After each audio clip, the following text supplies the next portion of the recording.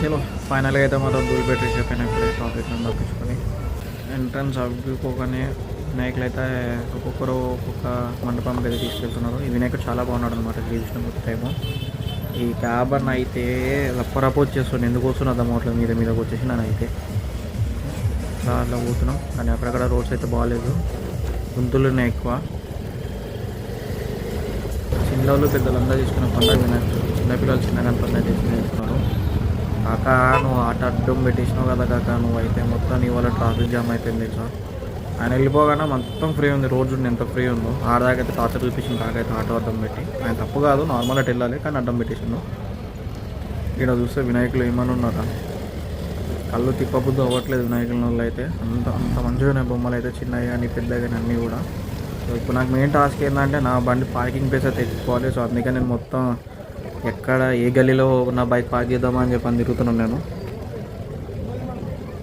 Speed వెళ్ళలేను, slow వెళ్ళలేను, కానీ అందరు ఫుల్ బిజీలో ఉన్నారు. వినాయకులను అయితే మాత్రం ఏ వినాయకుడు బాగున్నాడు, ఆ వినాయకుడు బాగున్నాడు అని చెప్పాను అయితే లైక్ పర్చేస్ చేయడంలో అయితే చాలా బిజీ ఉన్నారు.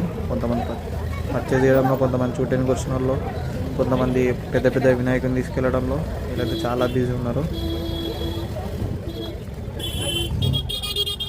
ఈ బైక్ అయితే కొంత అడ్డంగా వచ్చేస్తుంది.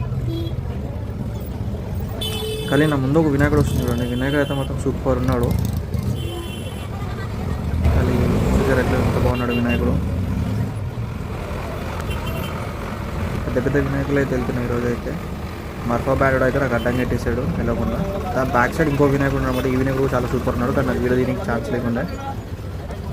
ముందు ఫోటో చూసారా, వాడు అది వెనకాల బ్యాక్ వస్తాయి వినాయకునికి, అది వేసుకుని మొత్తం బోర్డంతా ఆక్రమించేసినాడు అయితే. అది ఊతులు వెళ్తలేదు, అవన్నీ దాటుకొని ముందుకు వచ్చినాక ట్రాఫిక్ మాత్రం రేంజ్లో ఉంది అన్నమాట ధూళిపేటలో. ఇప్పుడు టైం వచ్చేసి జస్ట్ మీకు 4:30 అవుతుంది టైము. 4:30కి ఇంత ట్రాఫిక్ ఉందో చూడండి. కాక బండి అడ్డు పెట్టేసిన, ఎందుకాక ఫ్యామిలీతో బండి అట్లా తప్పని వచ్చేసాను ముందుకి. అంటే అంత ట్రాఫిక్ ఉంది, పాపం బండ్లే కాదని చెప్పని వచ్చేస్తుంటారు. మీరు అడ్డు వచ్చేస్తుంటే నేను వెనకాల వస్తే నా వెనకాల మొత్తం ట్రాఫిక్ ఆగిపోతుంది. అది చూడండి అంత మొత్తం క్యూ